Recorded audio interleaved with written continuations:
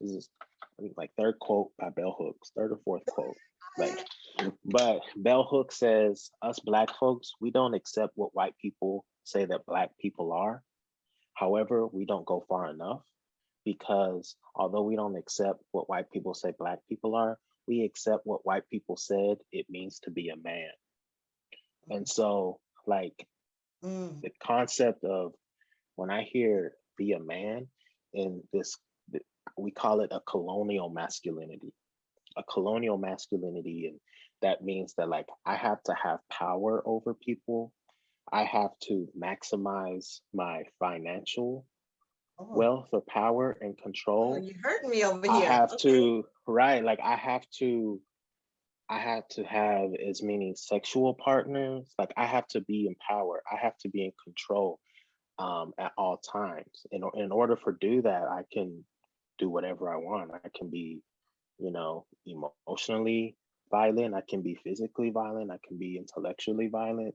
I can gaslight whatever it takes for me to have power and control to gain my own sense of self-worth. That's what a colonial masculinity is. And I say that is not mine to hold.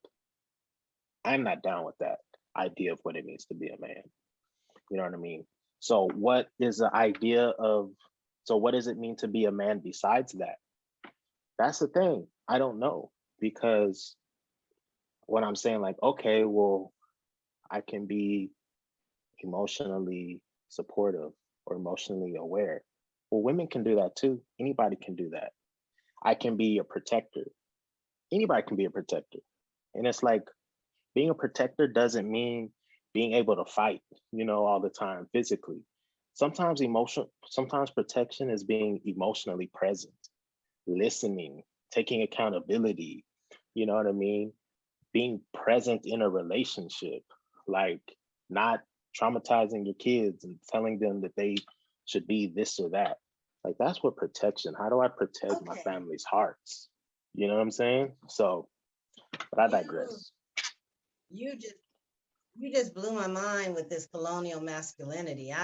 This is the first time I'm hearing that term. I don't think they had that term when I took my little men and Yeah. masculinity course.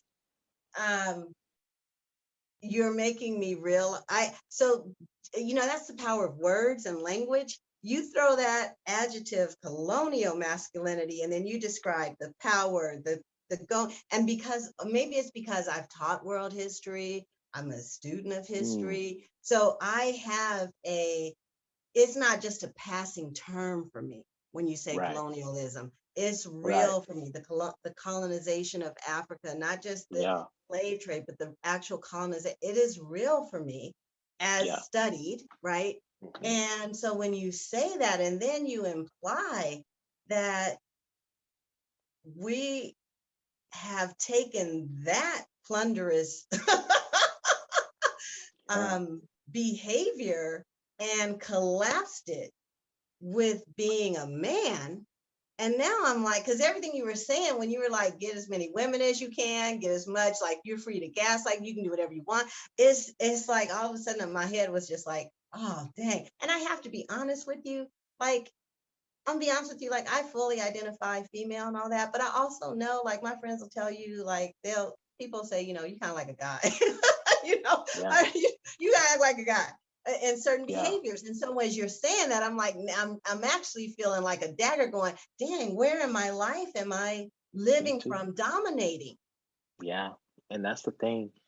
Although we say colonial masculinity, It that has nothing to is do with being a not man. has nothing to do with being a man or being female or being male or whatever gender. It is Mm-hmm. everywhere because Mm.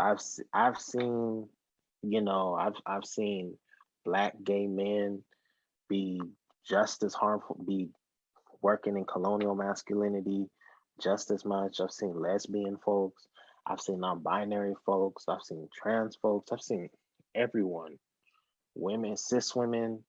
Mm-hmm. It's not it's I'm so yeah. glad you said that. Nobody is absolved. Nobody is absolved of harm. Woo!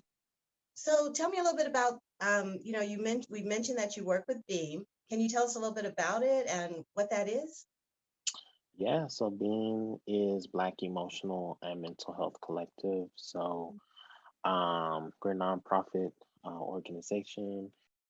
We're a grant making, movement building organization and training organization dedicated to the healing liberation of all marginalized Black and marginalized folks. So I work within our Black Masculinity Reimagined program. So we look at the intersections of masculinity, Black masculinity, mental health, and community violence.